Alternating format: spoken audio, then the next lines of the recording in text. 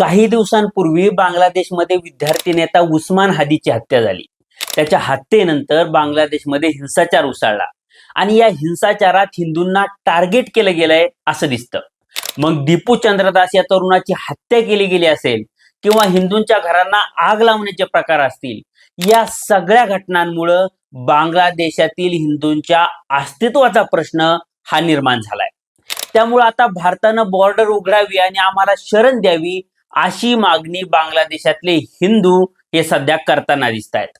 त्यामुळे या सगळ्या पार्श्वभूमीवर बांगलादेशातल्या हिंदूंसाठी भारतानं बॉर्डर उघडावी का हा प्रश्न भारतात चर्चेला जातोय.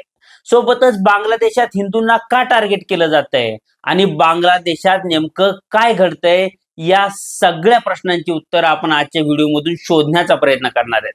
त्यामुळे हा व्हिडिओ शेवटपर्यंत पहा आणि व्हिडिओ शेवटपर्यंत पाहिल्यानंतर बांगलादेशातल्या हिंदूंना भारतानं शरण द्यावी असं तुम्हाला वाटतं का, हे मला कमेंट बॉक्समध्ये नक्की सांगा.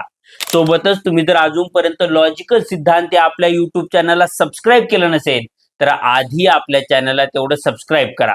नमस्कार, मी सिद्धांत आणि लॉजिकल सिद्धांत या आपल्या युट्यूब चॅनलमध्ये तुमचं अगदी मनपूर्वक स्वागत आहे. गेल्या वर्षी म्हणजे 2024 मध्ये बांगलादेशच्या पंतप्रधान असलेल्या शेख हसीनांनी बांगलादेश सोडला आणि त्यांनी भारतात शरण घेतली.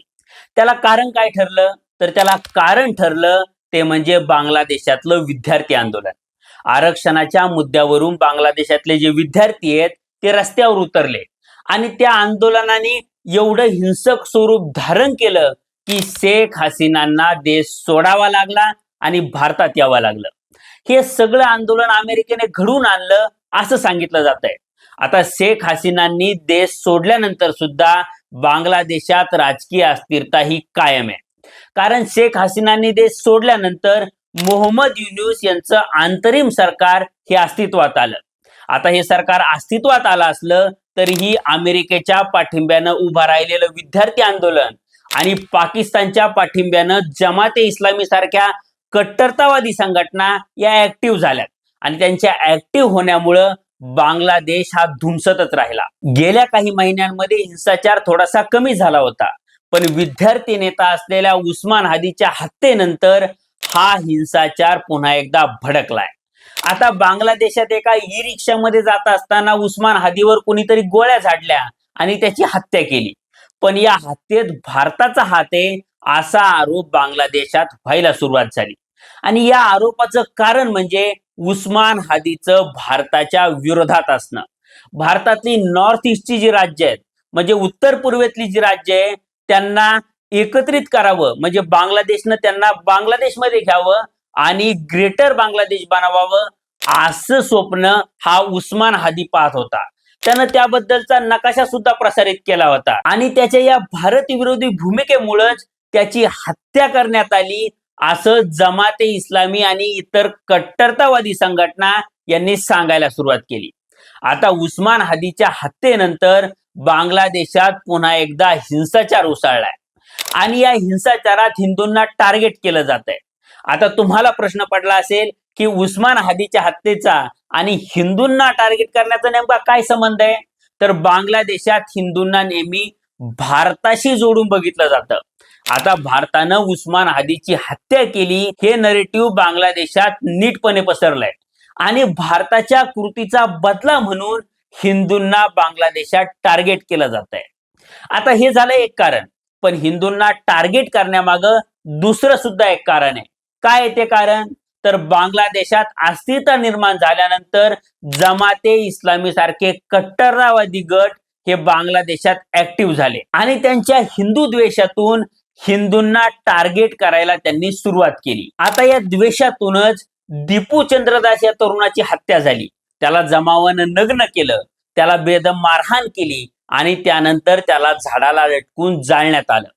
त्याच्यावर आरोप काय ठेवण्यात आला, तर त्यानं मोहम्मद पैगंबरांबद्दल आक्षेपार्ह टिप्पणी केली असा आरोप त्याच्यावर ठेवला गेला. आता विचार करा की ही कॉमन सेन्सची गोष्ट आहे की 93% मुस्लिम लोकसंख्या असलेल्या देशात एखादा हिंदू मोहम्मद पैगंबरांबद्दल वाईट बोलण्याची हिंमत कशी काय करेल, आणि ते सुद्धा त्या देशातलं वातावरण हे सध्या एवढं स्फोटक बनलेलं असताना. बरं ते बांगलादेशातच पहिल्यांदा घडतंय का? तर तसंही नाहीये. कारण तुमच्यापैकी काही जणांना आठवत असेल की असाच कुराणचा आणि पैगंबरांचा अपमान केलाय असा आरोप एका श्रीलंकन मॅनेजरवर पाकिस्तानात ठेवला गेला होता आणि त्यालाही असं जिवंत जाळलं गेलं होतं. बरं 2 मिनिटांसाठी आपण असं गृहीत धरू की दीपू चंद्रदासनं पैगंबरांचा अपमान केला आणि म्हणून त्याला मारलं गेलं. पण हिंदूंना मारण्याच्या, त्यांना घरात कोंडून त्यांच्या घरांना आगी लावण्याच्या अशा 2,900 पेक्षा सुद्धा जास्त घटना या गेल्या काही काळात बांगलादेशात घडल्यात. मग या सगळ्या लोकांनी सुद्धा पैगंबरांचा अपमान केला होता का? हा प्रश्न निर्माण होतो. त्यामुळं राजकीय अस्थिरतेचा आणि देशातल्या स्फोटक वातावरणाचा फायदा हा इस्लामिक एलिमेंट कडून घेतला जातोय आणि बांगलादेशात हिंदूंचा नरसंहार हा केला जातोय असंच दिसतंय.